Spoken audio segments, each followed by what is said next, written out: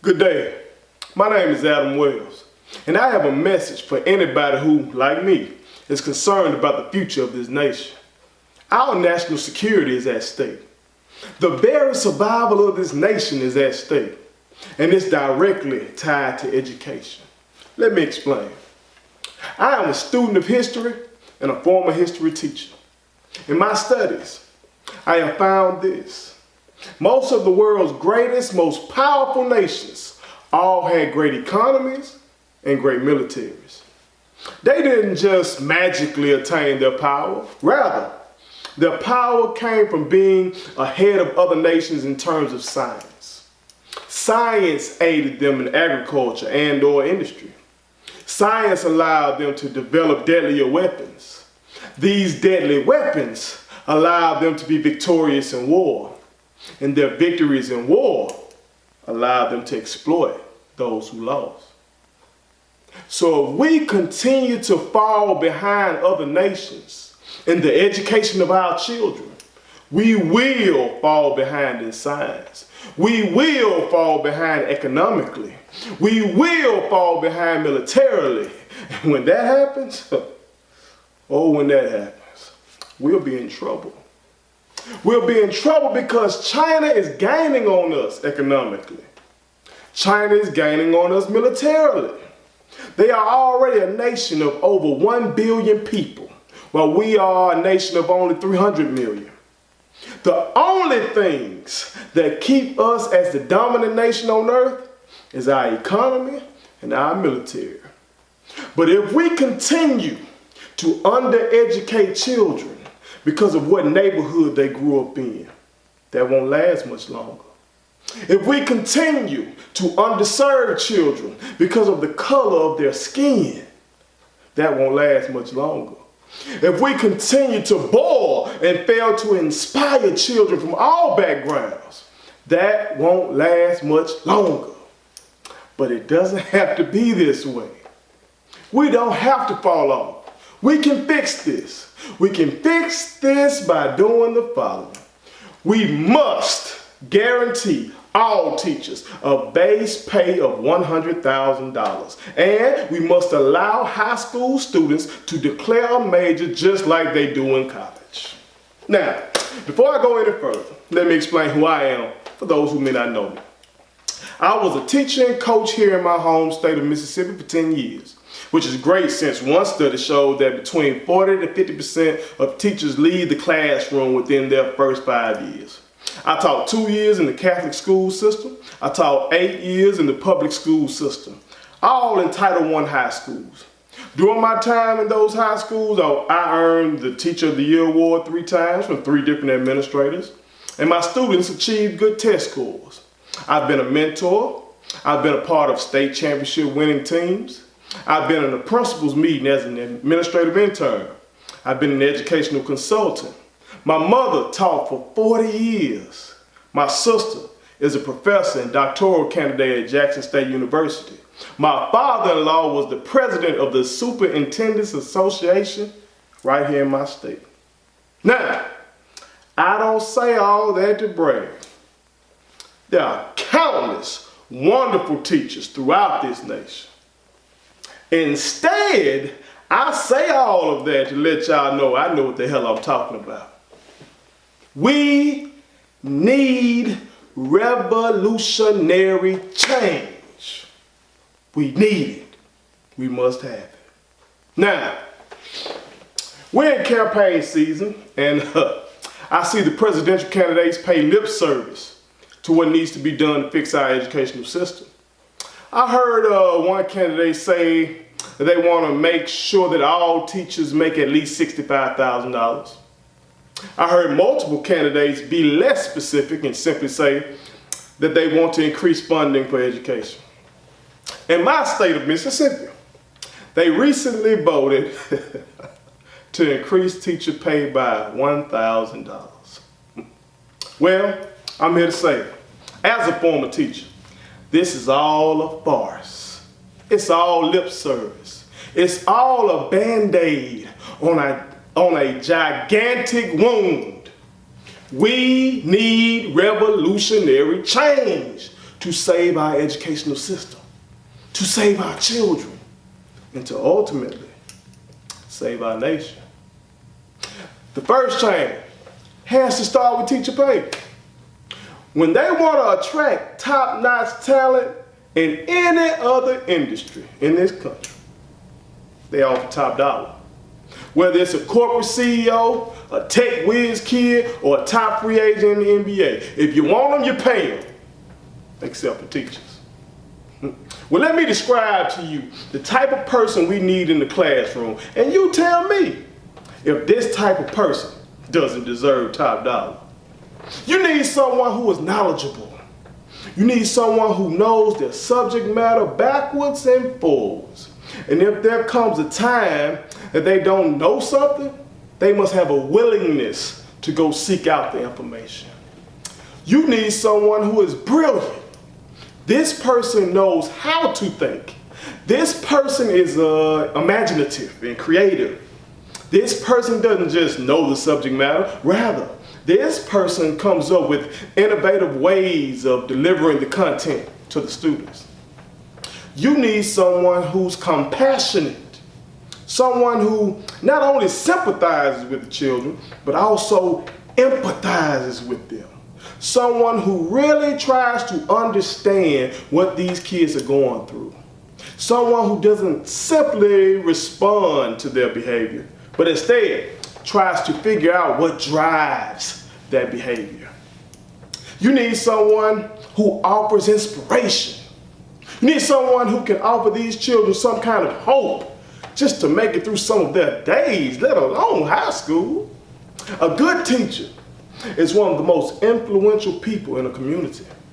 That's because a good teacher offers inspiration. A good teacher offers hope to the hopeless. A good teacher often fills in for the absent or neglected parent. A good teacher often fills in for the hypocritical or unresponsive preacher. A good teacher often fills in for those who ignore the troubled young mind. You need someone who is courageous. That's right. It takes courage to be a teacher. Public speaking is one of the greatest fears of human beings. Imagine having to talk in front of people every day for over 180 days.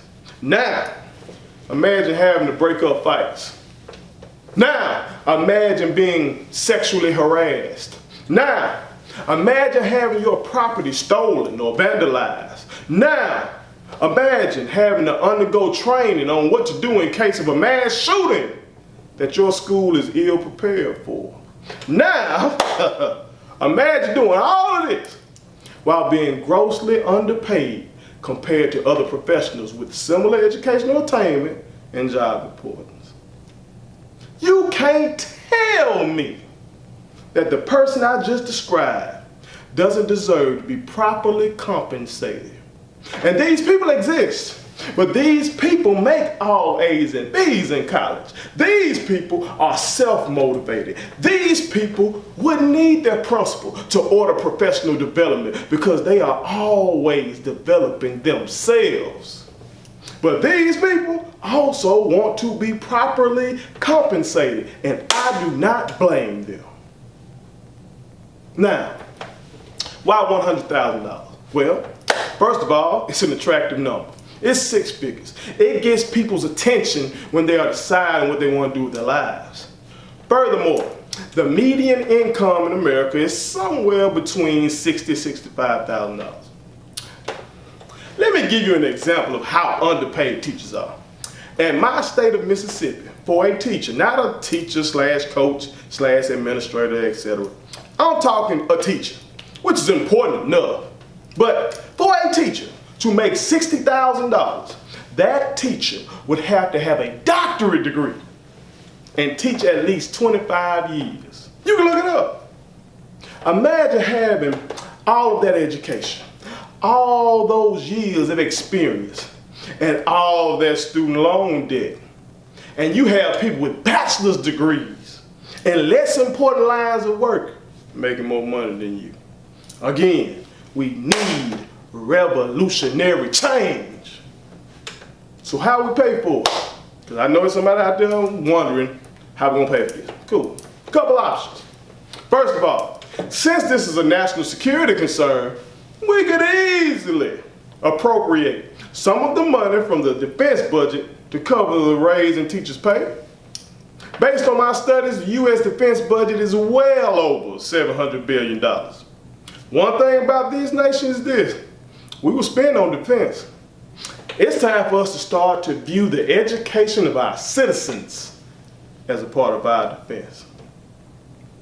Another way of paying for it is this: we could allow the private sector to sponsor schools and advertise in schools. If Nike can sponsor these millionaire basketball and football coaches, they can sponsor teachers. Good teachers are amongst the most popular and most influential people in a community.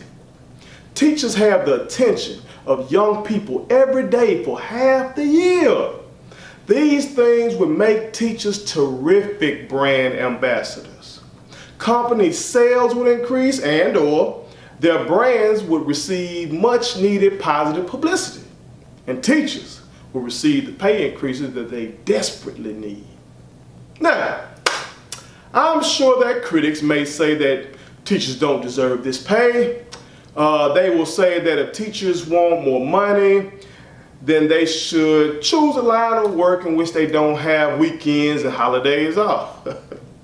Well, first of all, a good teacher scoffs at that notion. Good teachers plan on the weekends and holidays.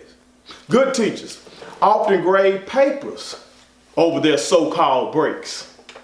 Good teachers are constantly engaging in their own professional development. For example, when I was in the classroom, and my wife can attest to this, on the weekends, during holidays, and during the summer, I was constantly reading. I was constantly watching documentaries on DVD, YouTube, and Netflix. I was constantly trying to get better so I could do my best to help my students be their best. Other good teachers do the same. Furthermore, it's misleading to think that teachers really get paid for having summers off. Early in my career, I didn't get paid across the summer. Rather, I had to make sure that I budgeted my money effectively to make it through the summer. When I moved to the public school system, I learned that the state withholds some of your pay during the course of the school year so they could pay you during the summer. In this regard, the state simply budgets your money for you. However, many people believe that teachers are just getting free checks across the summer. I wish. This is far from the truth. There will also be detractors who say that we don't need to commercialize public schools. They will say that it will damage the integrity of our institutions.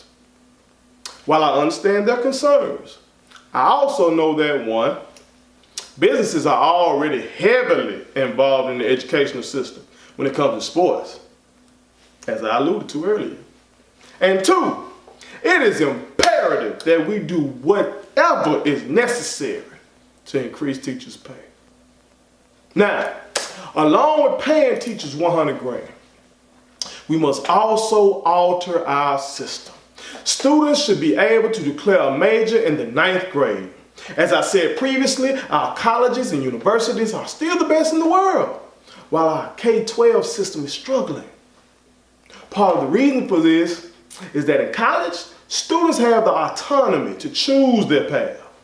In high school, students feel forced into taking classes that do not match their passions and their futures. Based on my experience as a high school teacher, students strongly dislike classes that require skills that they don't naturally have and involve subject matter that they find no interest in. And I don't blame them. To all the adults who are viewing this, think about yourself. Think about the classes that you hated. Think about the classes that you had low scores in, even though you were trying, but you just couldn't get over the hump because the classes didn't match your skills and your interests. Even now, as a mature adult, you would struggle if you were forced by law to attend anything that you were disinterested in. Some of you may mention your job and that you gotta do what you gotta do, but no one forced you to have that particular job. Like these kids are forced to take these classes by law. Furthermore, in my experience, the students who tend to misbehave in class are those who are disinterested in the subject matter that's being presented to them, that they're being forced to consume. Now, while we hope that all of our children are respectful and attentive no matter what, this is simply not the case in classrooms. Again, it's hard to blame kids in many instances. Adults, imagine you're watching a movie with your spouse that they love, but you couldn't care less about. You'll be hard pressed to pay attention. You'll be prone to text during the movie. Your mind might go to wandering. You might even be upset that your spouse made you watch the movie, just as kids are often upset they have to sit in classes that they know won't tie into the path that they're on in life. When it comes to this point, those who disagree will say that kids don't know who they are by the 9th grade, but I beg to differ. Ask the children. They'll tell you. Most of them know the classes that come easy to them. Most of them know what path they're on. And if they don't, it's okay. They should not be left alone in this decision. Teachers, administrators, and counselors should help guide the kids toward the right major. Other skeptics may say that high school students need to be well-rounded. Well, this is my reply to that. I believe that we adults want all kids to be well-rounded, but this is not a need for their success in life. To have a successful career, most people need to know how to do one thing very well. One. We must help our students figure out what that one thing is that they are both passionate about and good at, and then help them cultivate that skill. One of my mentors and the first principal I worked with, Miss Felicia Jackson, is currently an administrator abroad in Africa. She stated that, and I quote, Nigerian students declare their majors in the 10th grade, and they just happen to be the ethnic group with the highest number of advanced degrees in the United States. This can work. But those who can't decide what they like to do, or those who like to be well-rounded, they can choose the traditional path that we currently use. It will be the equivalent of a general studies degree in college. For those lawmakers who champion accountability based on exit exams, fine. Make students take a test to graduate based on the major that they choose. For those that choose the general studies path, allow them to take the test that they feel most confident about. In the current format, we have students that are not graduating from high school due to assessments that have nothing to do with the rest of their lives. This must change. It is my sincere hope that the people of this nation truly take the time to think about what I've said. Don't just react. Really think about these suggestions I've made. Talk to the people on the front lines of education, teachers and students. I do believe that the overwhelming majority of them will agree with me about the need to pay teachers at least $100,000 and allow students to declare a major in the 9th grade.